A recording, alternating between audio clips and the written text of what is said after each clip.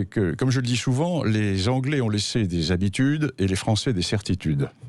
Le problème de la colonisation, c'est un problème qui, en France, se pose aujourd'hui dans la discussion, dans la repentance, à cause de cela. Parce que les Français, par rapport aux Anglais, ont voulu pratiquer une vision universaliste. La colonisation était une idée de gauche, quand la droite était contre la colonisation. Au départ, idée de gauche. Oui. Totalement. J'ai beaucoup travaillé sur la question des débats parlementaires dans les années 1880-95, au moment où il y a eu la grande discussion coloniale. Qui est pour la colonisation ? La gauche universaliste, parce que la colonisation va permettre d'étendre les lumières et les bienfaits de la Révolution française au peuple du monde. Vision universaliste. Les bienfaits de la civilisation des Lumières. Absolument. C'est ça, ouais. C'est un christianisme laïque.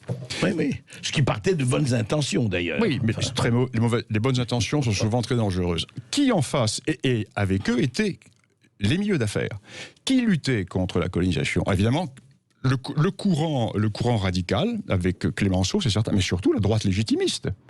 C'est la droite légitimiste qui disait, mais quand même, vous parlez de peuples inférieurs. Parce que Léon Blum va quand même déclarer à la Chambre, dans les années 30, il est du devoir, Léon Blum, l'icône socialiste, il est du devoir des races supérieures, dit Léon Blum, d'aller porter la civilisation aux peuples inférieurs. Jules Ferry le disait aussi à l'époque.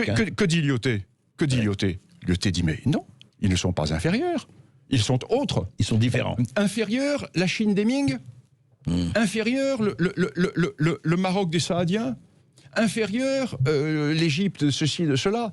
Non, autre. Intéressant.